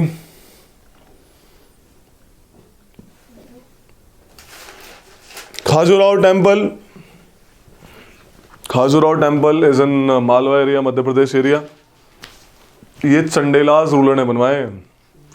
Khajuraho temple built by Chandela rulers. और भी हैं बहुत सारे. प्रशवनाथ टेम्पल, ये भी इसी स्टाइल का है. प्रशवनाथ क्या? पार्श्वनाथ. कंडरिया महादेव. कांदरिया और कन्नौज का गधा वाला बहुत सही लगा, याद हो गया. ठीक है. Konark sun temple. Jagannath temple. Konark temple किससे बना हुआ है ये देख लेना तुमने. जगन्नाथ टेम्पल. लिंगराज टेम्पल. ये सब नगर स्टाइल के हैं. After the death of Mahmud of Ghazni, after the death of Mahmud Ghazni, after the death of Mahmud Ghazni, a new dynasty emerged, that is, which formed Seljuk Empire.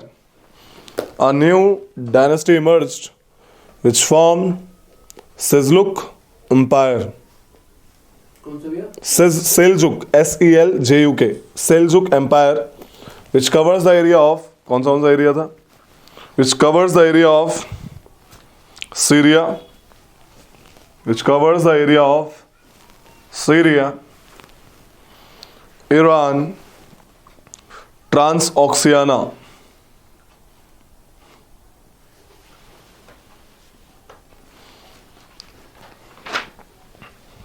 ठीक है. Later Seljuk empire divided into two parts. Seljuk empire was divided into two parts. One is Khwarizmi empire which ruled over Iran. One is Khwarizmi empire which ruled over Iran, and Ghurid Empire. Second क्या है? Ghurid, Ghurid, Ghurid, and Ghurid Empire based on Ghur, Ghur, Ghur in northwest Afghanistan.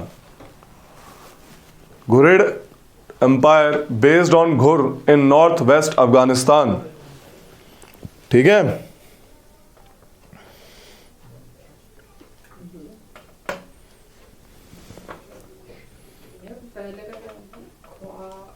ख्वारिज़मी empire, घुरिड empire. जो घुरिड empire है ये मैंने बताया vessels थे किसके? गजनविड empire के, है ना. गजनविड के ये लोग वेसल्स थे ना. इनका फेमस बंदा लिखो. कौन सा भैया? घिरुड का. आप घिरुड एम्पायर स्टार्ट कर लो बस. घिरुड एम्पायर हेडिंग डाल लो. वही अब उसी की बात होगी और किसी की बात नहीं होगी. Ghurid empire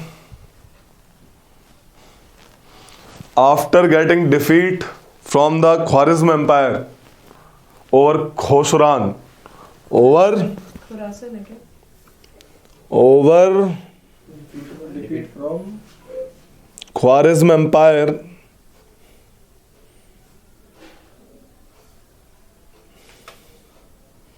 over Khorasan, Khorasan, Khorasan.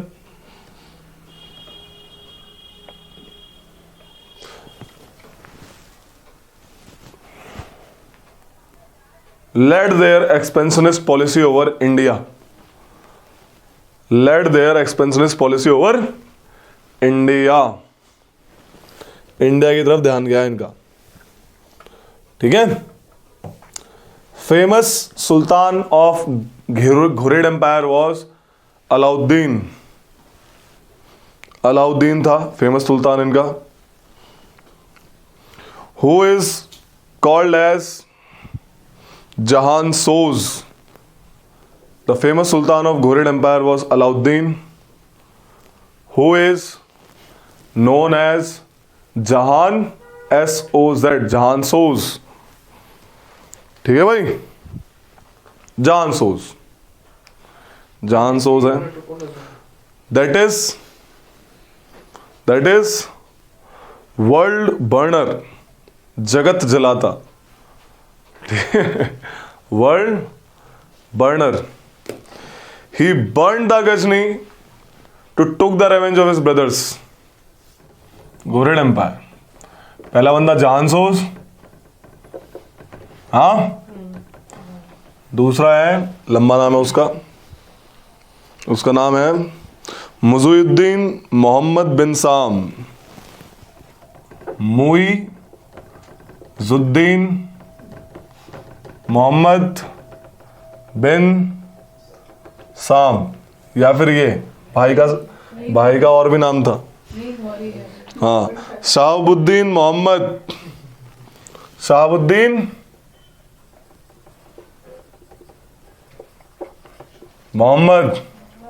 एक और नाम था मोहम्मद घूरी। पूरी बढ़िया है। ठीक है, यही है वो बंदा पृथ्वीराज चौहान वाला ठीक है भैया। जो टकराएगा। मोहम्मद बिन साम पूछा जाता है। ठीक है, मोहम्मद बिन साम, Shahabuddin Mohammad Ghuri. After Alauddin a new ruler came, ये बंदा। ठीक है, शहाबुद्दीन मोहम्मद घूरी। टाइम पीरियड कब है भाई का? 1173, 1173 से 1206 तक जिया था। मतलब ये इस टाइम इसने थ्रोन हैंडल किया था इस टाइम तक। ठीक है, पैदा का नहीं हो, थ्रोन का है। He took the throne, Ghazni का थ्रोन लिया था इसने। ठीक है, he took the throne at Ghazni, और अपने भाई को बोला कि आप घुर पे राज कीजिए। इसलिए इसको मोहम्मद गजनी भी कहते। समझ आ रही है? कंफ्यूज नहीं होने का। ये दूसरा वाला है, इसलिए मैंने टाइम पीरियड लिखवा दिया। वो 1998 से है ना, और ये बंदा 1100 के बाद आया। इसको Ghazni Mohammad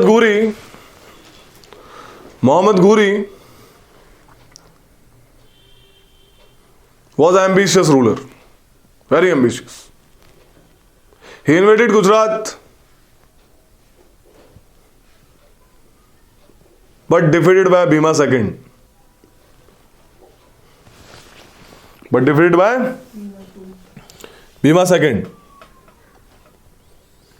Therefore, he looked forward to expand his empire towards Punjab, Haryana, Doab area. Towards Punjab, Haryana and Doab area. वहां से आ रहा, बोला वहां लड़ेंगे अब। ठीक है,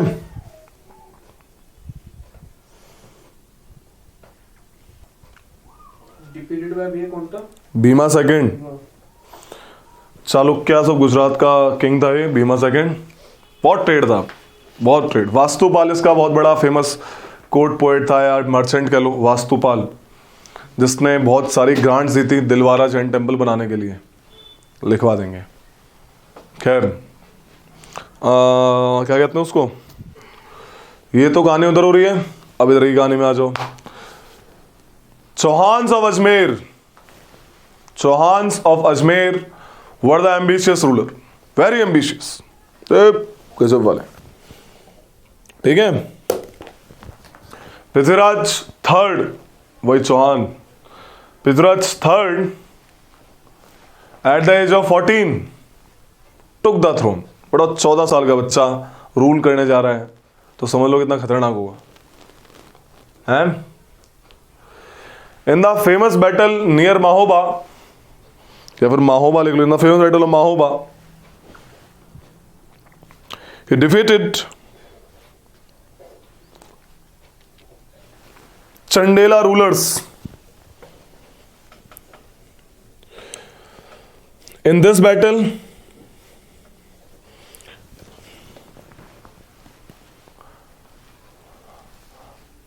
famous fighters, famous brothers, fighters, दोनों भाई थे, famous fighters and brothers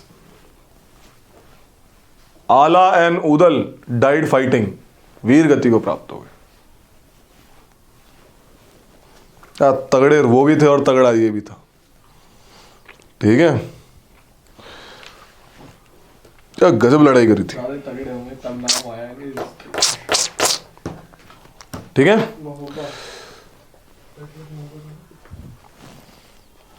Prithviraj Chauhan was also defeated by Bhima second of Gujarat. Gujarat तो दिया ही नहीं उसने। पृथ्वी 3 लिख लेना, Prithviraj Chauhan 3 was defeated by Bhima II of Gujarat of Chalukyan dynasty. Both, अब अलग से अलग लाइन डालो, अलग से लाइन डालो। ठीक है। चालुक्य, अब एक अलग से लाइन लिखो। In famous battle of Tarain, second battle लिखना, सेकंड बैटल है वो एक्चुअल में, ठीक है। In famous second battle of Tarain, अगर ऑप्शन में बैटल ऑफ तराइन आए और सेकंड बैटल ऑफ तराइन आए तो इसको टिक करना, ठीक है। और बैटल ऑफ तराइन अकेला आए तो उसको टिक कर देना। समझ आ रही है कहानी, क्या कहना चाह रहा हूं। In famous second battle of Tarain के 2 युद्ध हुए थे वहां पे, देखोगे अभी मूवी देखोगे पता लग जाएगा। In famous second battle of Tarain in 1192, 1192, Mohammad Ghori defeated Prithviraj Chauhan, Prithviraj third, and captured as Saravati river and captured him at Saravati river as per NCERT। ठीक है। अरे उस टाइम पता क्या, सब लड़ाई कर रहे हैं, it's age of conflict, I written it, सब लड़ाई कर रहे हैं।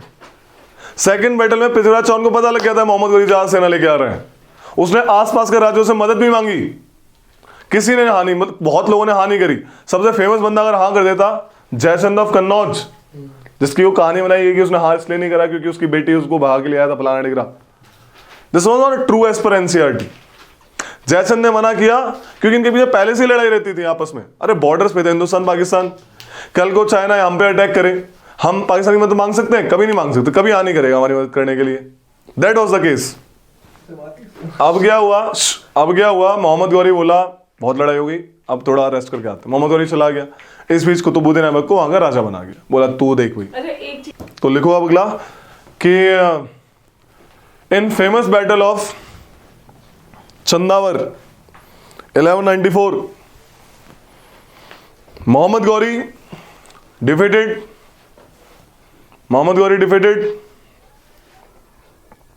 जयचंद ऑफ कन्नौज, कहते हैं जयचंद जीतने वाला था, वो तो पता नहीं कहां से आंख में आके, आंख बोल रहा हूं, कहां से एरो आके लगा उसको बेचारे को। Okay, the battle of Tarain and battle of Chandawar, the battle of Tarain and battle of Chandawar laid the foundation, Tarayan and Battle of Chandavar laid the foundation of Turkish rule over North India। Turkish rule north India में, यहां से foundation, उसकी नींव इन 2 battle ने रखी थी। ठीक है, याद रखना इसको, बड़ा इंपॉर्टेंट है ये।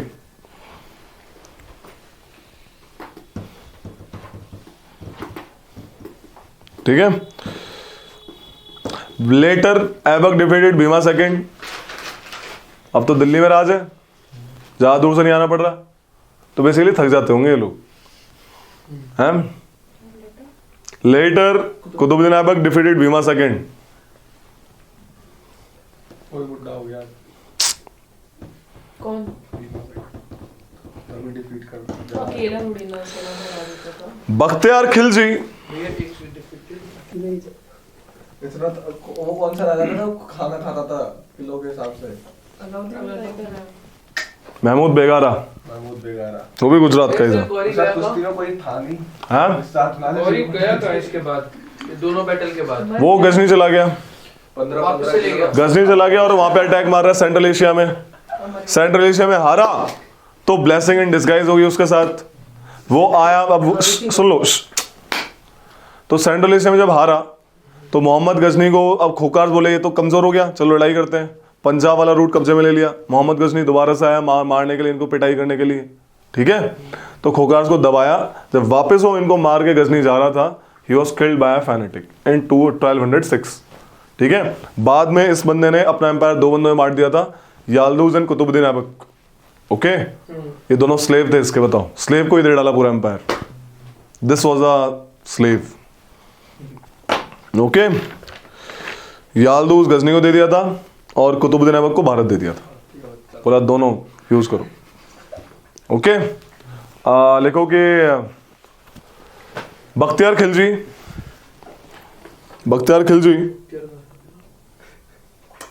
was appointed in charge in some areas beyond Banaras. Some areas beyond Banaras. एक मिनट रुकना। He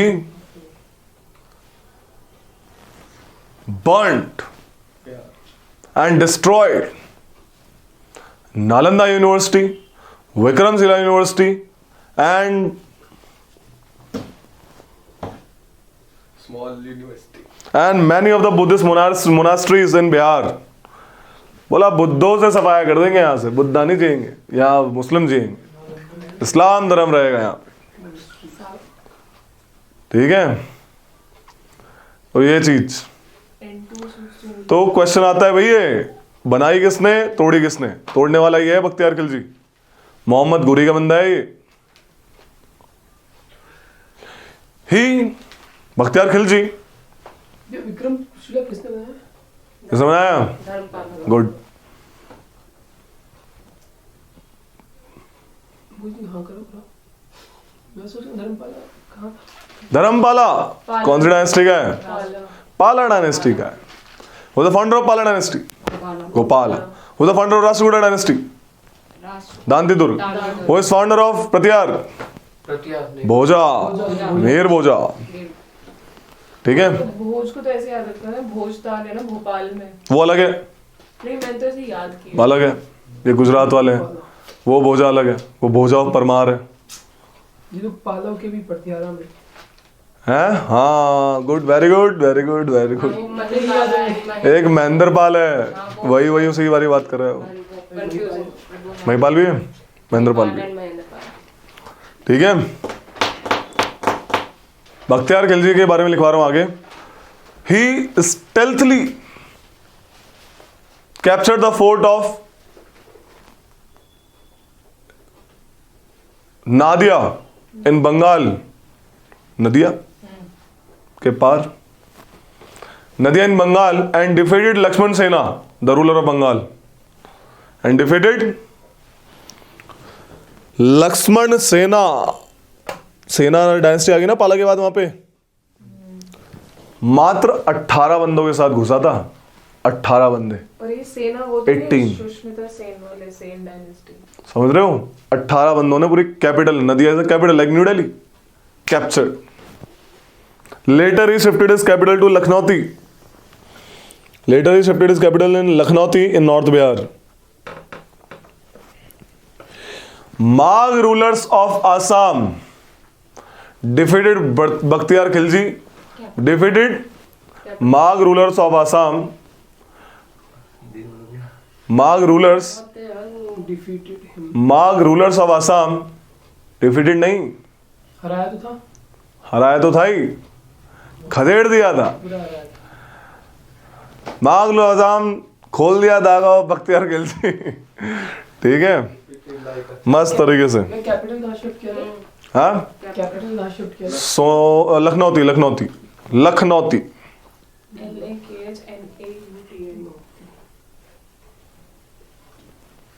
ठीक है। काफी है। लेटर बख्तियार खिलजी डाइड, हाँ died after this battle. Battle में नहीं मरा था, मारा था उसे। नहीं मारा नहीं था। इस बैटल में नहीं मारा था, ये बीमार हो गया था इस बैटल से, हाँ ठीक है।